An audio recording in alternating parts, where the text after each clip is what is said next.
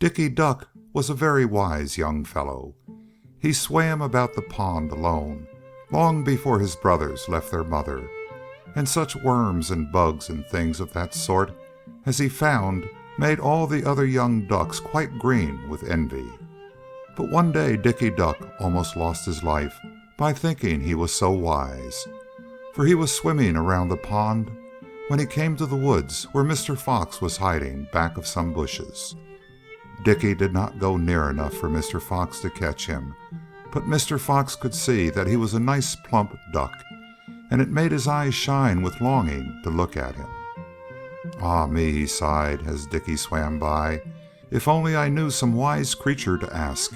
I am far too dull to know anything myself." When Dicky heard the word wise, he felt sure that meant him, for was not he the wisest duck of his size and age? So he stopped swimming and looked around. Mr. Fox had hidden himself well under the bushes now. Not even the tip of his nose could be seen, and he made his voice sound very weak, as if he were a very small animal. "Who is it that wants to know a wise creature?" asked Dicky Duck. "Oh, a poor little animal called Eat-you-up," answered Mr. Fox, laughing so at the joke that he could hardly speak. "I am very stupid and do not know much, and I have no wise friends."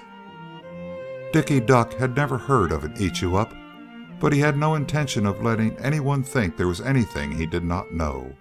So he swam nearer and said, "Well, I am wise, and if you wish to know anything, ask me. Come out where I can see you, and we can talk to each other better." He was trying all the time to get a glimpse of the new animal, but Mr. Fox was a wise creature himself, and had no intention of being seen. "Oh dear, I should hate to show my miserable little self to such a big, fine-looking creature as you are," he said. "It is bad enough to have you know I am stupid, but if you will come closer, I will tell you what it is I want to know." Dicky Duck by this time was very brave, for what had he to fear from so small a creature as the Eat-you-up? So he swam right up to the side of the pond, and out bounced Mr. Fox and almost caught him. If Dicky had not used his wings as well as his feet, he would not have escaped, but he was in the middle of the pond, swimming for dear life, by the time Mr. Fox was in the water, and as the farm was not far off, Mr. Fox decided not to risk his life.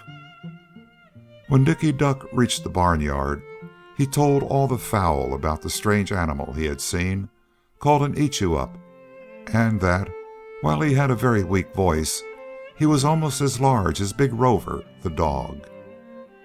Of course, everyone thought Dicky wiser than ever when he told this, but for all that he was very careful not to swim near the woods again.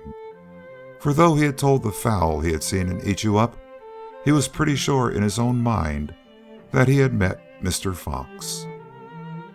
End of chapter 1.